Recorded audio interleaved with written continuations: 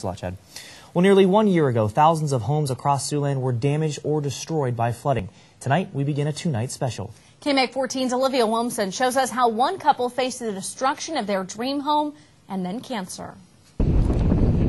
Larry and Rita Legg wanted to spend their days by the water in this home. Our house was paid for and we were trying to retire is what we were doing last summer. Their garage out back is about 4 feet higher than their home, with a spare bedroom and bathroom for visitors. They weren't in a designated flood zone, so Larry didn't buy flood insurance. But then they heard the news. The Missouri River was going to flood.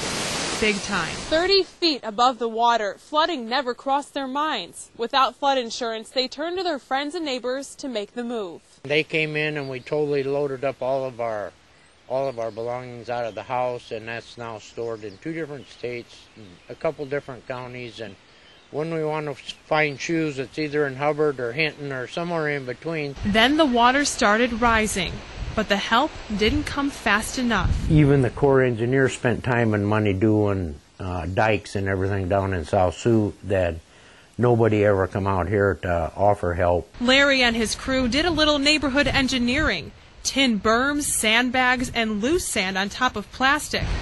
But the river was too high. The water was 2 feet high in our living room and stayed there for 2 months, which is a normal flood just comes and goes and the next day you're cleaning up. This one stayed for 2 months. When the water receded, this is what was left of Larry's retirement home.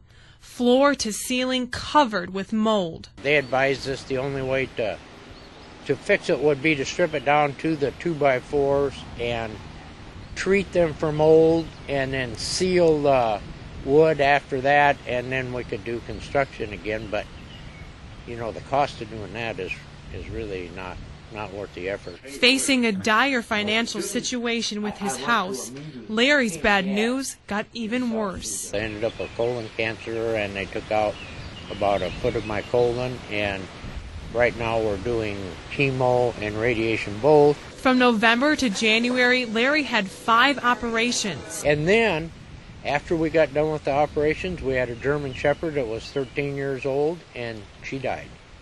So it's pretty hard to go through all that, but you have to figure out a way to do it. With the house destroyed and cancer threatening Larry's life, the Leggs needed help. All the neighbors have helped us out up here. It's a pretty good place to live. Coming up tomorrow, see how friends and family came together and how far Larry and Rita have come since the flood took almost everything.